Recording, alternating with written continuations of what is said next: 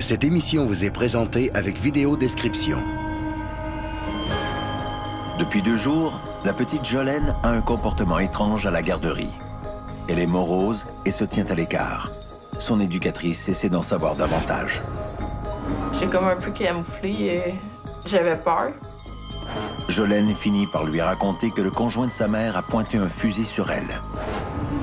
C'est très, très fréquent que les femmes refusent de signaler. Puis il y a des gens qui passent à l'acte. Il faut prendre ça au sérieux, c'est dangereux.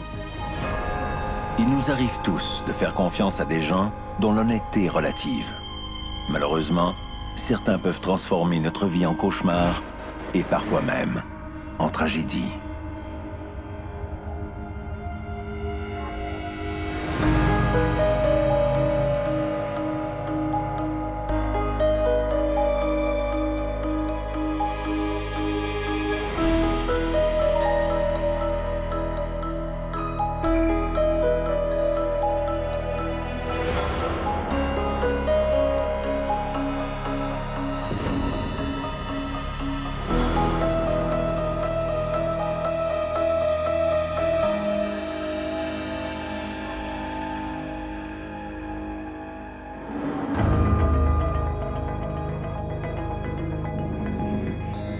L'éducatrice téléphone immédiatement à l'AJT, la maison d'hébergement où séjourne la mère de Jolene, Roxane, âgée de 27 ans.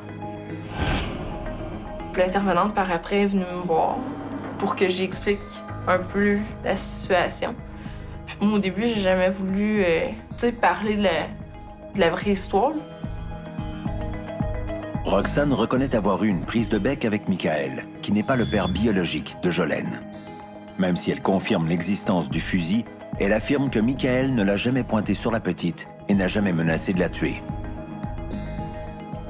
J'ai parlé du fusil, que c'est parce qu'il y en avait un dans le garde-robe, puis elle a dû déjà l'avoir vu, mais on s'est chicané, mais il nous a pas menacé avec son fusil. L'intervenante de l'AJT prend quand même au sérieux les dires de la petite et fait un signalement à la DPJ. Il faut croire l'enfant. Il faut prendre pour acquis que si l'enfant parle, c'est parce qu'il souffre tellement qu'il a besoin de dire qu'est-ce qui se passe. Au Québec, il y a un protocole qui a été mis en place par le gouvernement. Et dans tous les cas où il y a une allégation d'abus physique ou d'abus sexuel envers un enfant, la direction de la protection de la jeunesse est avisée sur le champ. Les policiers le sont également et un procureur de la couronne pour intervenir rapidement, pour être sûr que l'enfant est en sécurité et protégé. Les conséquences de ce signalement impliquent aussi l'autre enfant de Roxane, Loïc, âgé d'1 an, qui est, lui, le fils biologique de Michael Asselin. Il y a une dame de la DPJ qui me contacte. Elle me dit, dans le fond, tout contact entre votre fils et son père sont interdits. Il y a une des raisons pourquoi la DPJ va intervenir. La meilleure chose, c'est de comprendre qu'il faut collaborer.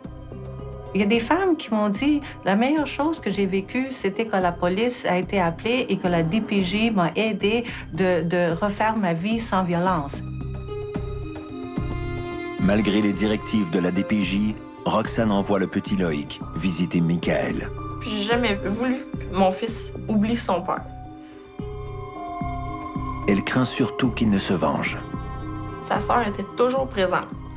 Fait que pour moi, je le confiais à Amélie et non à Michael. Pour la DPJ, la présence d'Amélie, la sœur de Michael, ne change rien. Il donne un ultimatum à Roxane. Puis ils m'ont donné un choix, là. C'est soit que je portais plainte ou c'est soit qu'ils venaient chercher mes 2 enfants parce que je me trouvais à pas les protéger. Parce que j'avais pas respecté, dans le fond, ce qu'ils me demandaient.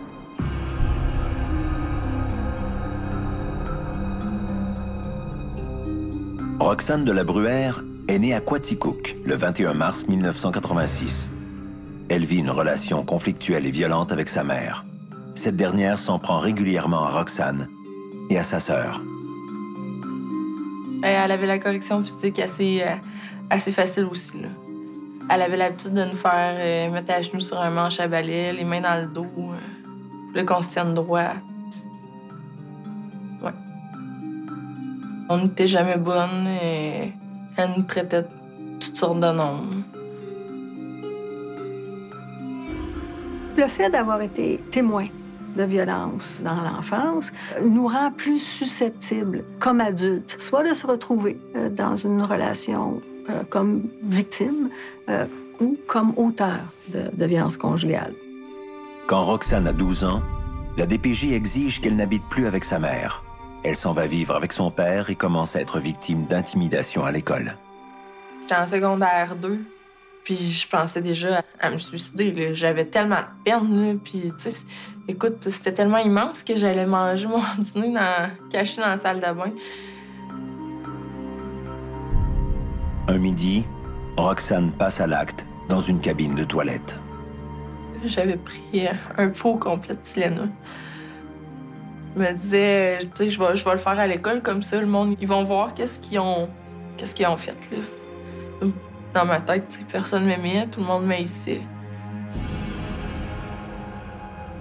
Ça l'a fait effet juste dans mon dernier cours. Tu sais, la seule affaire que ça a fait, c'est que ça m'a fait vomir.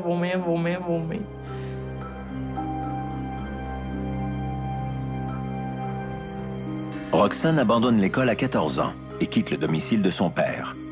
Elle vit d'abord avec son petit ami et ensuite chez sa sœur aînée. À 18 ans, elle commence à travailler dans les bars un peu partout au Québec et en Ontario. À 20 ans, Roxane fait la rencontre de Stéphane et emménage avec lui à Sherbrooke. Et en 2007, j'ai tombé enceinte, j'ai accouché en 2008. Puis après ça, j'ai pas travaillé jusqu'en 2010. Tu sais, pour lui, quand tu fais une famille, bien, la femme elle reste à la maison puis elle s'occupe de l'enfant jusqu'à l'entrée à la maternelle. Tu sais, moi, ça me dérangeait pas. De toute façon, il y avait un bon salaire pour subvenir aux besoins des deux.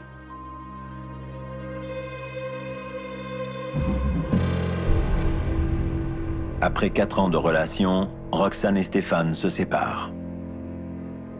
Ils restent en bons termes et optent pour la garde partagée de Jolène.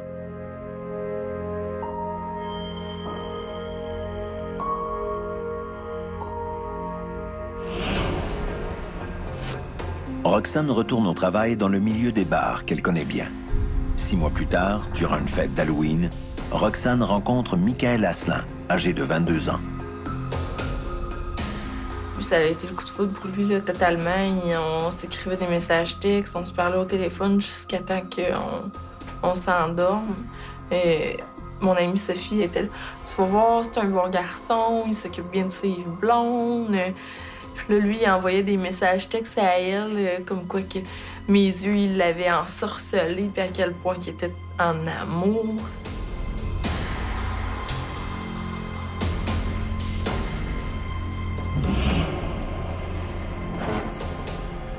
Michael Asselin est issu d'une famille brisée. Il commence très tôt à consommer et à vendre de la drogue. En 2009, à 19 ans, il se fait arrêter suite à une perquisition et il est accusé de vol et recel d'armes à feu. Il écope d'une peine à purger dans la collectivité et d'une interdiction de possession d'armes. Lui, c'était un vendeur de drogue, il en consommait. Moi, j'étais une petite mère de famille, j'allais à l'école, j'allais au centre Saint-Michel dans ce temps-là. Puis moi, je voulais pas que ma fille rencontre tout de suite M. Asselin, parce que, tu sais, j'étais même pas sûre que ça allait marcher. Même si elle est au courant des activités illicites de Michael, Roxane le trouve charmant et romantique. Au fil du temps, il a quand même réussi à me faire tomber en amour avec lui par les gestes qu'il posait, puis il était tellement attentionné, puis tout ça. Certainement que ces gens s'aiment et que l'amour qu'ils ont font qu'ils espèrent qu'ils vont réussir à s'entendre et à passer par-dessus leurs difficultés.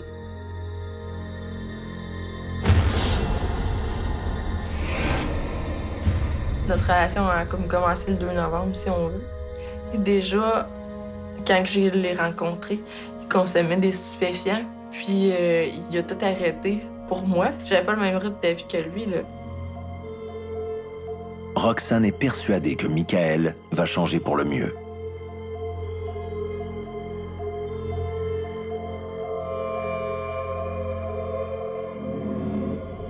La seule ombre au tableau, Michael est très jaloux de l'ancienne vie de Roxane.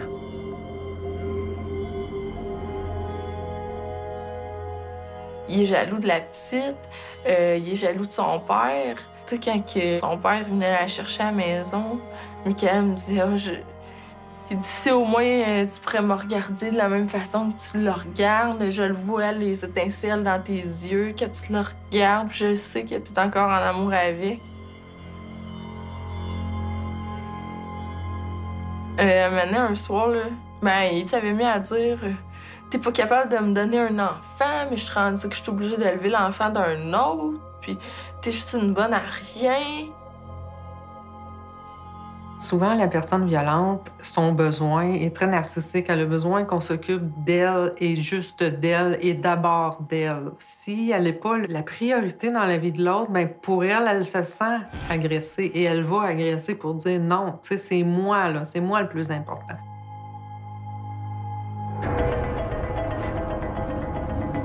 Après que la petite Jolene ait parlé à la DPJ des menaces de mort que lui aurait faites son beau-père, Michael Asselin, Roxane accepte enfin de porter plainte contre lui. Un enquêteur vient la rencontrer en compagnie de Jolene à la JT. C'est la première fois que Roxane doit répondre à des questions en présence de sa fille. D'entrée de jeu, l'enquêteur lui explique que si ce que Jolene a raconté est vrai, Roxane risque de perdre la garde de ses enfants. Paniquée, Roxane prétend une fois de plus que Jolene a menti et que les menaces n'ont jamais eu lieu. Je pense que, de façon très malhabile, elle a voulu protéger ses enfants, les garder avec elle. Elle avait peur de se les faire enlever. Jolene ne comprend pas pourquoi sa mère l'a contredit. La petite essaie d'insister, mais Roxane la convainc qu'elle a rêvé ou confondu les événements. C'est certain qu'un enfant peut vivre le fardeau de garder le silence et à un certain moment dit « moi, il faut que je parle ». Ça veut dire que l'enfant, dans son cheminement, est prêt de parler. Mais ça ne veut pas dire que dans le cheminement de la mère, qu'elle est prête à composer avec la vérité qui sort. Donc, ça se peut très bien qu'une mère peut dire non, ça s'est pas produit ou ça s'est pas produit comme ça. Acculée au pied du mur, Roxane finit quand même par déposer une plainte. Elle déclare que Michael l'a agressée à quelques reprises et qu'il détient illégalement une arme à feu à la maison. Mais elle reste complètement muette sur les menaces de mort. Déjà, les événements qui étaient rapportés étaient déjà graves. Je ne me doutais pas que la situation était encore plus grave que ce qu'elle mentionnait à la cour.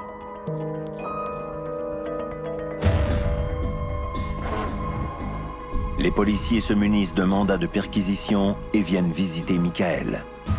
Ils se mettent à la recherche d'une arme à feu.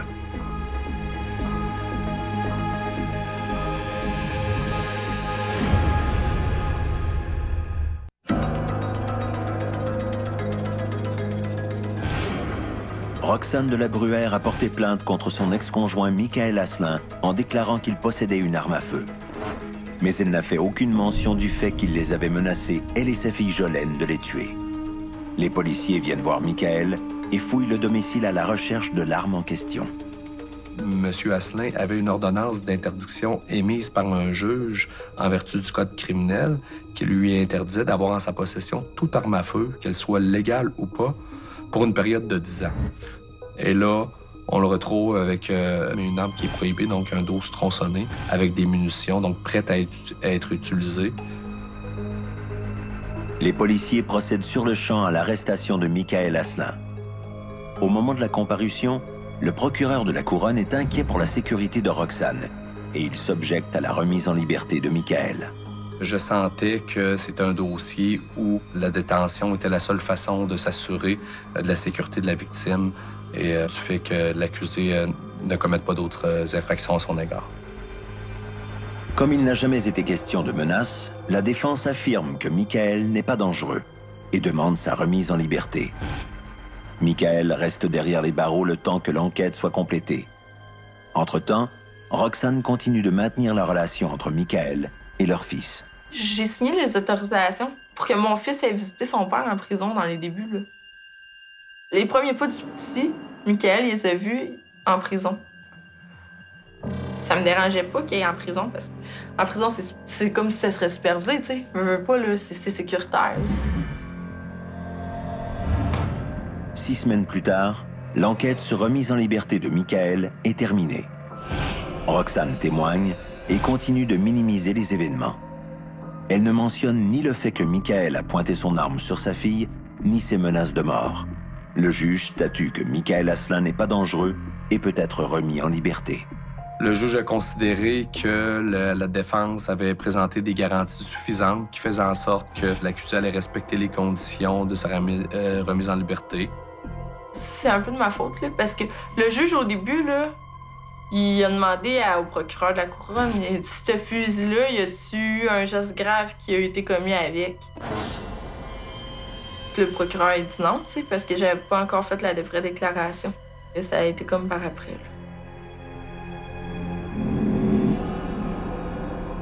En attendant son procès, Michael Asselin est à nouveau un homme libre. Roxane, qui a minimisé l'agression, le regrette. Elle s'isole et tombe dans un état dépressif.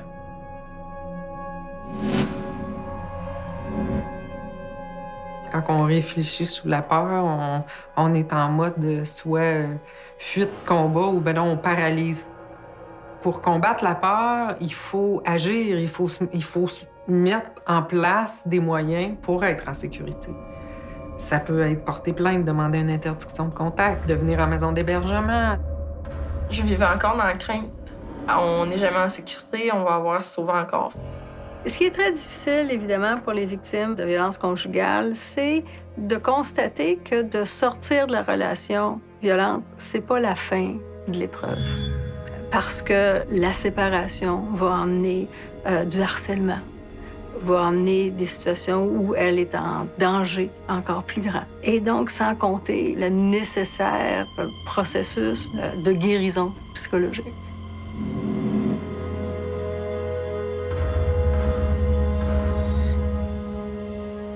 Furieuse de la plainte déposée par Roxane contre son fils, la mère de Michael harcèle Roxane en lui disant qu'elle mérite de perdre ses enfants.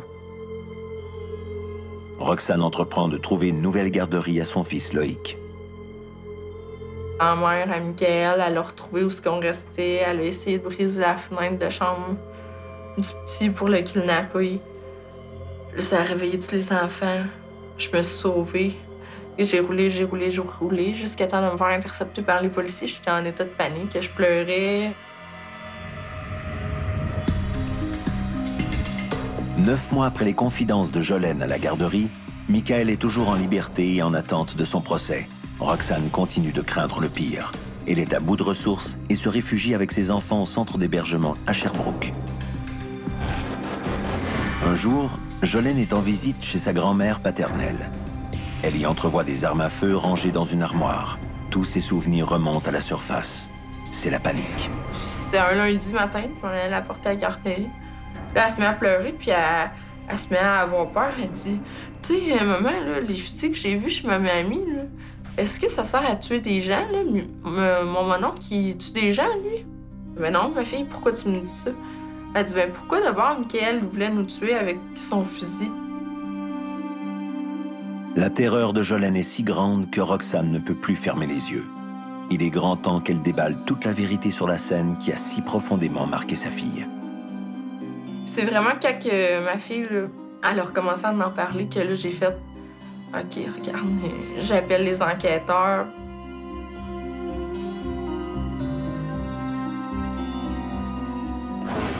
Roxane et Jolene font une déposition filmée. Pour la première fois, le récit de Roxane concorde avec celui de sa fille. Michael a bel et bien braqué un fusil chargé sur Roxane et les enfants et les a menacés de mort.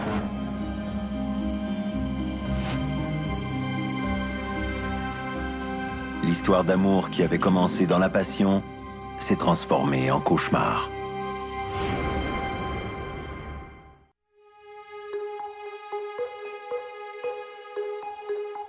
Roxane et Michael sont tombés amoureux au premier regard. Même si Michael avait des habitudes de consommation, il promet de tout arrêter. Pourtant, au bout de 2 mois de relation, Roxane découvre qu'il n'a jamais cessé de vendre et de consommer. C'est qu'une relation conjugale, si c'est pas bâti sur de l'honnêteté, mais c'est certain que ça ne sera pas assez solide pour faire face aux épreuves qui se présenteront très certainement.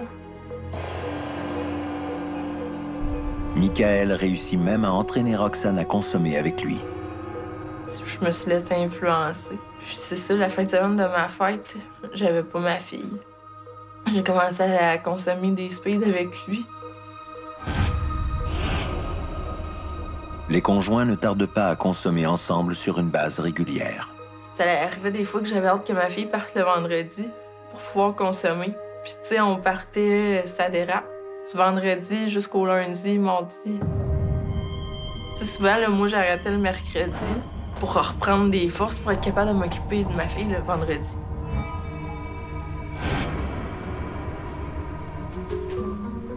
J'ai jamais consommé devant mes enfants. Pour moi, c'était hors de question d'être sous l'effet de consommation avec des enfants. Sous l'influence de Michael, Roxane devient accro à la cocaïne et aux stupéfiants. C'est là que je me suis rendu compte que j'avais un problème de dépendance. Aussitôt que ma fille partait pour aller chez son père, mais la première affaire que je faisais, c'est que j'allais chercher de la drogue. T'sais. Je voulais mettre un stop à l'engrenage avant que ça tourne mal. Après quelques mois de cette double vie, Roxane décide d'arrêter de consommer. Mais il faut que Michael accepte d'en faire autant. J'ai lancé un ultimatum. C'est soit qu'il arrêtait de consommer puis il arrêtait toute activité, bien c'est sûr que moi, je partais. Il y avait une trop grosse dette à rembourser pour arrêter de vendre pour sa gang ou lequel qui travaillait. C'est à partir de là qu'il a décidé qu'on allait déménager pour faire un nouveau départ, puis c'était comme sa dernière chance que je te donnais là. Michael doit environ 15 000 $. La situation financière du couple est précaire.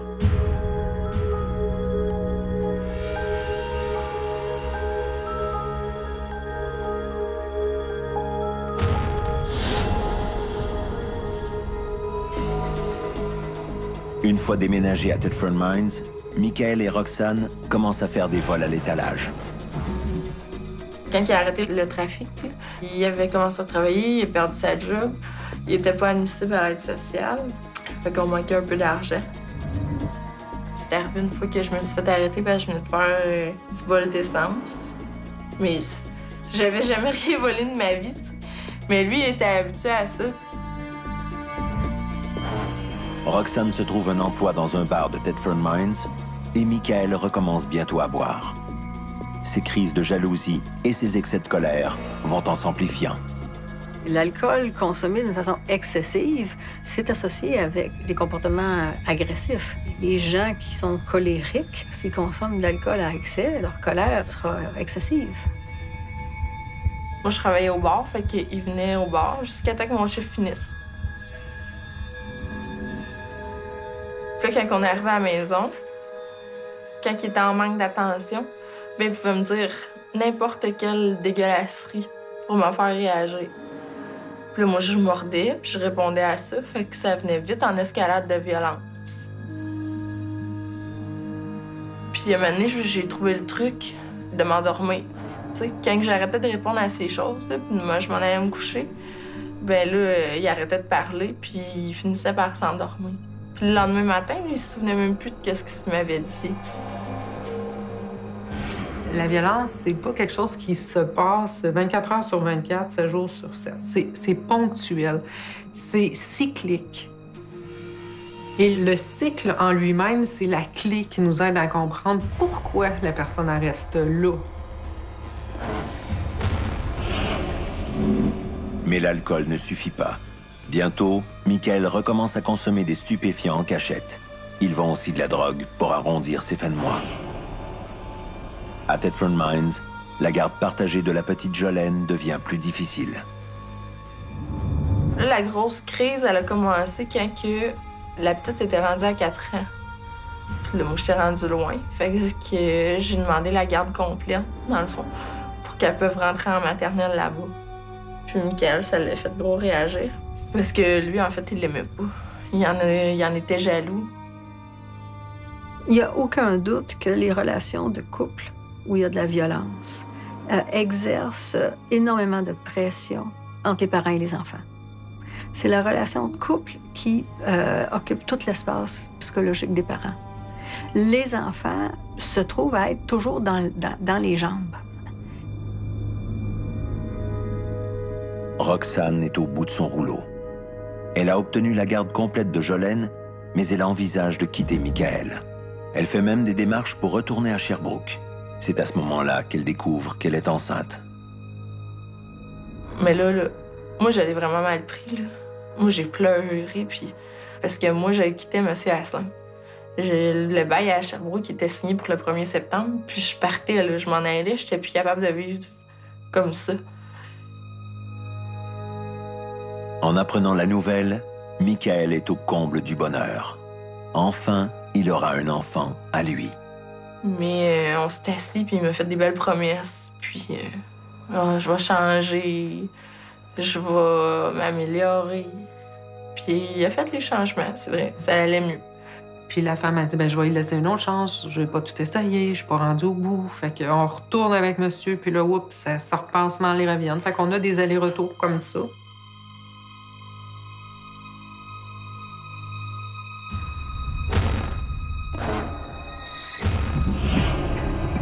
Quand Roxane est enceinte de 5 mois, elle découvre que Michael n'a toujours pas remboursé ses dettes. La situation s'est même aggravée et il craint des représailles. Pour se protéger, il enfreint son ordonnance et se trouve une arme tronçonnée de calibre 12. À la maison, les épisodes d'intimidation et de violence vont en s'aggravant. La tension entre Jolene et Michael croît aussi. Chaque fois que je m'occupais plus de la petite, là, lui me faisait sentir mal. Les choses pires qu'il faisait, il faisait des jambiettes. Oui, des fois, il arrivait, il tirait les cheveux, mais c'était comme tout le temps par la blague. Si le conjoint violent sent qu'il ne peut pas atteindre la victime, parce que là, elle est habituée, ça la dérange peu, elle fait comme une distance émotive, bien, il va peut-être après utiliser les enfants pour lui faire mal. À la fin, c'était rendu tellement violent.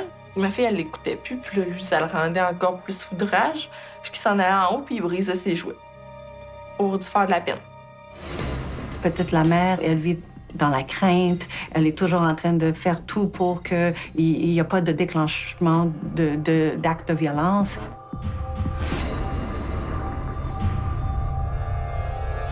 Un soir où Michael est en état d'ébriété, la chicane atteint des sommets. Roxane est enceinte de 7 mois.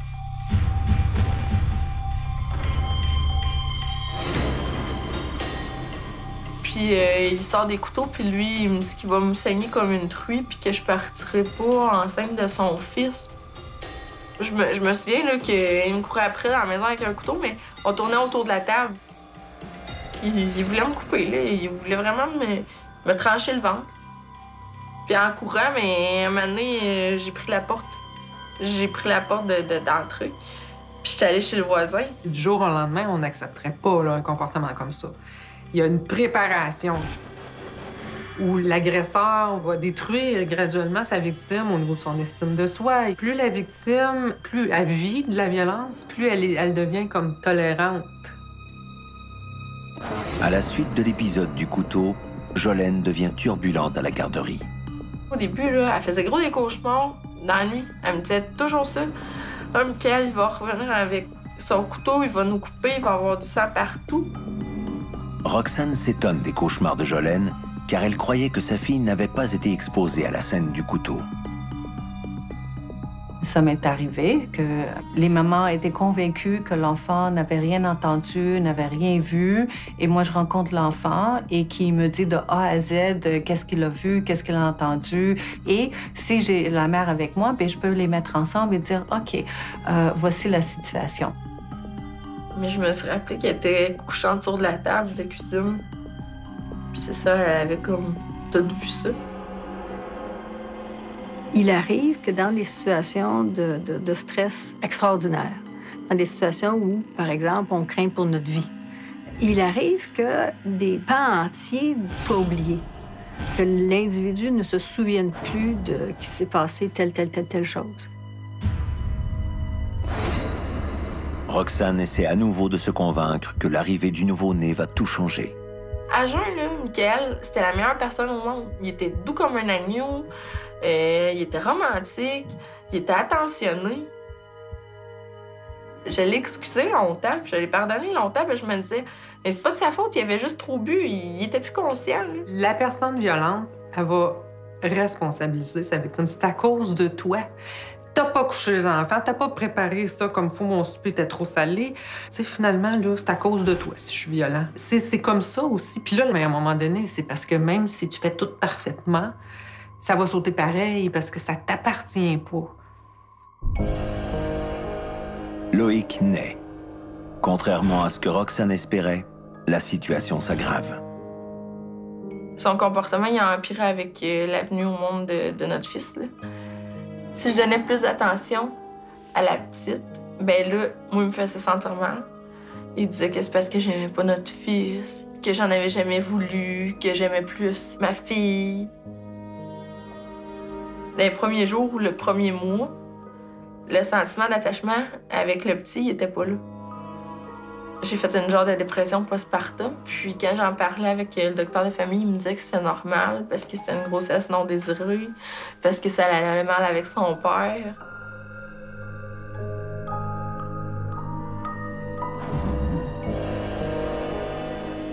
Un soir, après une journée en plein air où le couple s'est disputé, Michael se montre impatient. Ça, c'est comme d'habitude, là. Monsieur est agressif, monsieur est en recherche d'attention. Il arrive avec son ordinateur, il met mon ordinateur sur moi. Là, j'y remets dessus. Mais je m'en vais dans la chambre des enfants pour dormir. Puis le petit, il se réveille en même temps. Je prends notre fils, je le mets dans notre lit.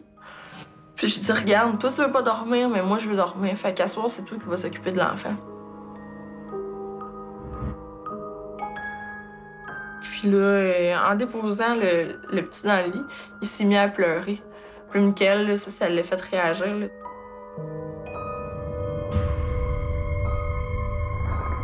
Il est devenu super violent, il m'a poussé, je suis tombée à terre, il m'a donné plein de coups de pied. J'ai essayé d'aller chercher le téléphone en bas. Il voulait pas que j'appelle personne. Il m'a dit, cette fois-là, il n'y a pas personne qui va venir t'aider. Si tu descends les marches, tu te relèveras pas vivante.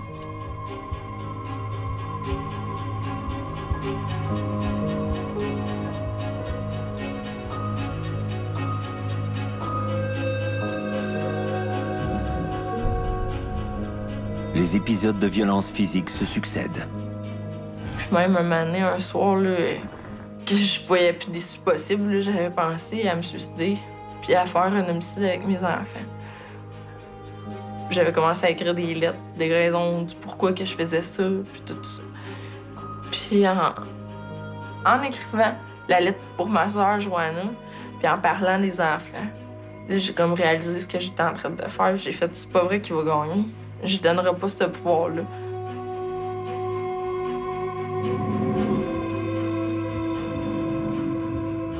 À l'insu de Michael, Roxane contacte un avocat et communique avec la JT, une maison d'hébergement pour femmes victimes de violences conjugales. Elle commence aussi à se chercher un nouvel appartement et des meubles à prix modique. Ce sont ces démarches qui vont déclencher la violente querelle qui a si profondément marqué la petite Jolène.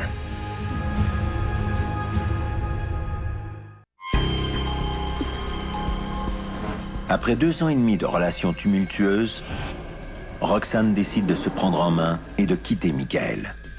Elle orchestre son déménagement en cachette de celui-ci. Le 30 mars 2013, en fin d'après-midi, la petite famille se prépare à aller souper chez la mère de Michael. Roxane est sous la douche lorsque son téléphone sonne.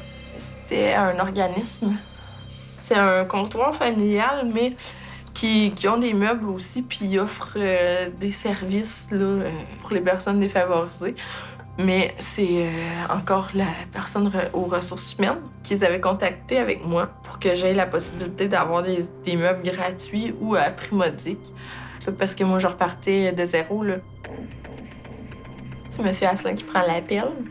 Puis la dame a dit j'appelle pour confirmer que les meubles pour Mme Trépanier de la Bruyère, ça va être correct. Mon chef de service, il a autorisé la demande.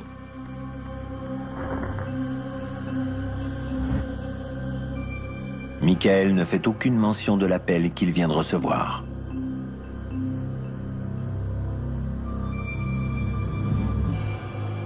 La soirée se déroule comme d'habitude. Puis, un moment donné, lui, il boit, sa mère, elle boit. Puis là, j'ai les 2 enfants sur moi, dans la chaise de salon. Il fume une cigarette, puis il souffle ça sur moi, dans la face du petit. Là, moi, je pogne les nerfs, je fais « Hey, ton fils, là, il est asthmatique, là, va fumer ailleurs, ça te tente-tu d'aller fumer ailleurs? » Il dit « Sinon quoi? » La mère de Michael, qui est sous l'effet de l'alcool, prend le parti de Roxane et sermonne Michael. Puis là, sa mère, elle te donne une claque en arrière de la tête, puis elle dit « Hey, mon sang dessin, tu vas te réveiller, puis à quoi tu penses? » Fait que là, ben, sa mère puis lui, ils en viennent au cou, ils se chicanent. Puis là, il me dit « Là, vite, là, habille les enfants, on s'en va. » Fait que j'habille les enfants. Ma fille, j'ai même pas le temps de se mettre ses bottes d'un pied, que go, ça presse, là, ils sont rendus graves, là. Ils sont quasiment en train de s'arracher les cheveux. Roxane et Michael quittent la maison. Dans la voiture, Michael bouillonne de colère. Puis c'est sur le chemin du retour. Fait qu'il dit là, demain matin, là, c'est toi qui vas se lever pour t'occuper des enfants parce que moi, faut que je déménage ma soeur. Là, je fais, c'est pas mon problème, ça. Je dis, t'avais juste à prendre tes responsabilités en main, là. Tu savais que t'avais ça à faire. Là. Moi, je me lève pas cette nuit, c'est pas vrai. Fait que là, il dit, t'es juste une crise de vache, puis ça se passera pas de même. Là, je disais, hey, là, toi, tu vas arrêter de me traiter de nom, là. Ça suffit. Là, il m'a donné un coup. Moi, j'ai redonné un coup. Il m'en a redonné un. Puis un m'avait fendu la lèvre. La lèvre en sang, Roxane arrête la voiture en bordure de la route et force Michael à sortir. Il se dirige tout droit vers un bar. Moi, je m'en vais chez nous. Je m'en vais chercher des choses. Je fais un genre de sac vite fait là, pour partir, puis au moins pour la nuit, puis pour une couple de jours. Aveuglée par la colère, Roxane retourne au bar où elle a laissé Michael. En partant, j'ai passé par le bar. Puis j'étais allée lui dire, viens embrasser ton fils parce que c'est la dernière fois que tu touchais à une femme, puis ça va prendre un bout avant que tu le revoies. Puis là, il sortait pas, puis en tout cas, je me suis mis à le narguer un peu, puis j'étais hystérique là, dans le bar. Tu t'es-tu vanté à ton boss que t'étais un batteur de femmes? Peut-être qu'elle a mal jugé aussi le danger de la situation. Puis le fait de l'avoir provoqué ou tu contribues à augmenter probablement le danger. En sortant du bar, Roxane réalise qu'elle a oublié les pompes pour l'asthme de Loïc et elle retourne les chercher à la maison. Je suis allée chez nous, j'ai débarqué les enfants, je les ai pas déshabillés. Michael, lui, il rentrait par la porte de la cuisine. Fait que lui, il dit tu penses vraiment que tu vas t'en aller ou que tu penses que tu vas t'en aller de même? Je dis, c'est pas de tes affaires, je dis, c'était assez, là. J'étais écœurée de tes affaires, je dis, c'était la dernière fois que tu me touchais. Michael est hors de contrôle. Puis il s'en va dans la garde-robe du salon, puis il va chercher l'arme à feu, le dos tronçonné. Dans ma tête, là, il faisait ça pour me faire peur, tu sais. Que je me mets le narguer, je dis, qu'est-ce que tu penses que tu vas faire avec ça? Là, il dit, ben, je vais te tirer, si tu trouves la porte, je te tire dessus.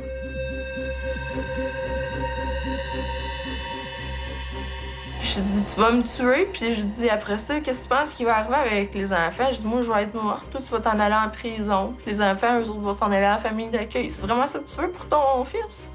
Et j'ai dit, ben, s'il faut, on va y passer les 4 à soir. Pourquoi cette femme-là a mis au défi son conjoint? C'est comme s'il y avait quelque chose de suicidaire là-dedans, de regarde, je suis prête, moi, à mourir, tu sais. J'ai pas peur. Je dis, ben c'est ça, commence par ton fils, tu tueras ma fille, puis après ça, tu me tueras. Là, il a comme pointé le fusil en ma direction, là, ça allait vite, là. C'est pour ça que je me suis servi comme un peu des enfants. Je me dis, ça va le faire allumer. Tu sais, il sera jamais capable de tuer son propre enfant, là, ça va l'arrêter. Mais je me suis trompée parce que, à un moment donné, il m'a regardé droit dans les yeux, puis il a chargé. J'ai entendu le déclic. J'ai pas attendu, là. J'ai ouvert la porte, j'ai lancé ma fille en bas de l'escalier. Il faut que la victime elle comprenne à l'intérieur d'elle-même qu'elle ne mérite pas ça. Fait qu'il y a une question là, d'être en contact avec l'estime de soi, la dignité personnelle. Non, je mérite pas ça. Même si je suis folle, même si j'étais saoule, même si je l'ai insulté, même si je l'ai trompé, il est pas obligé de me faire du mal. Il peut s'en aller. C'est lui qui décide de qu'est-ce qu'il fait avec sa réaction émotive. Puis s'il a choisi de me faire du mal, c'est pas acceptable. Roxane démarre son véhicule avec ses enfants à bord et appuie à fond sur l'accélérateur. Tu sais, je me suis jamais revirée, là, parce que dans ma tête, ils nous diraient, là, c'est fini, là. Fait que je les ai lancés dans l'auto. J'ai roulé le plus vite que je pouvais jusqu'à la première intersection, quand j'étais rendue assez loin. Là, je les ai attachés. Là, j'étais allée au poste de police. Les policiers, tu sais, ils me voyaient saigner de la lèvre. Fait qu'eux, ils voulaient connaître l'histoire, ils voulaient que je porte plainte. Moi, j'ai jamais voulu y parler. Je lui ai dit, conduisez-moi, là, soit à l'hôtel ou n'importe où que je vais être en sécurité pour cette nuit. Fait que c'est là qu'ils m'ont emporté à la JT. Je m'en allais là, juste passer la nuit. J'y retournais le lendemain matin où, tu sais, je la laissais se dépomper, puis, tu sais, je serais retournée pour m'expliquer, là.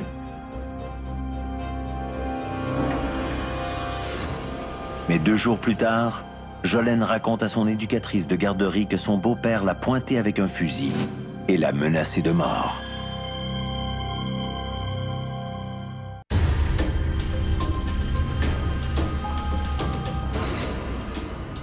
Le 30 mars 2013, Michael Asselin menace de tuer sa conjointe Roxane de la Bruyère et ses 2 enfants avec une arme tronçonnée. Le soir même, Roxane trouve refuge à la JT. Roxane met 9 mois à raconter la véritable histoire aux policiers. Michael Asselin est arrêté pour une seconde fois. Il fait face à des accusations de voies de fait et de violence conjugale. Quelques mois plus tard, Roxane est toujours habitée de sentiments de peur et de culpabilité. Elle tente une seconde fois de s'enlever la vie en s'asphyxiant dans sa voiture. Souvent, pour les femmes, c'est comme un choc de réaliser tout ça. Qu'il puisse y avoir des tentatives de suicide dans ce contexte-là, c'est dommage, c'est triste, là, mais c'est pas surprenant non plus. À cette époque, Roxane reçoit du soutien psychiatrique. Le procès de Michael Asselin est fixé au 10 juillet 2015 à Thetford Mines. Il plaide non coupable aux accusations de voies de fait et de violence conjugale et coupable aux 11 bris de conditions dont il fait l'objet. Je m'attendais tellement à voir un homme détruit, démuni, mais non. Il n'y a jamais eu un regard de culpabilité. Et même la juge lui a dit « Monsieur Asselin, c'est très grave ce que vous avez fait. Vous pourriez très bien comparaître pour meurtre. » Le 16 octobre 2015, un verdict de culpabilité est prononcé. La juge condamne Asselin à 35 mois de prison. Évidemment, lorsqu'on se place dans la position de la victime, il n'y a jamais une peine qui va être suffisante pour combler les préjudices qu'elles ont subis.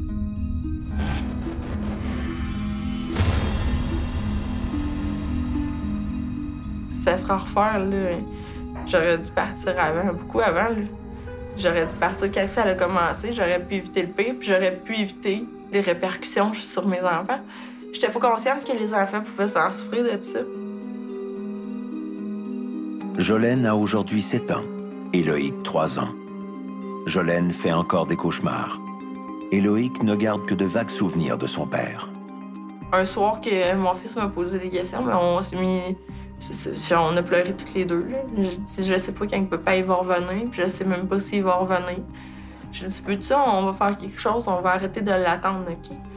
Puis s'il revient, il revient. Puis s'il revient pas, il revient pas. Mais, tu sais, sais-tu quoi? Maman, elle est là, puis maman, elle partira jamais, puis je t'aime plus que n'importe quoi au monde, puis moi, je vais tout le temps être là pour toi.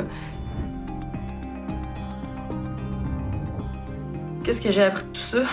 De jamais choisir l'homme avant ses enfants. Tu sais, j'ai comme arrêté d'aimer ma fille, j'ai arrêté de lui donner de l'affection parce que ça faisait trop réagir à Michael, puis tout ça. Fait que pour acheter la paix, ben j'ai comme un peu mis ma fille de côté. C'est ce que je pourrais dire.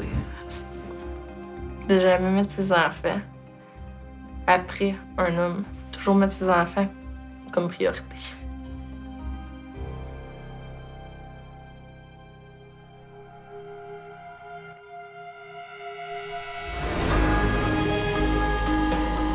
Les suspects n'ont qu'à bien se tenir, car le moindre geste peut les trahir. Body Language, dans un instant à Canal D.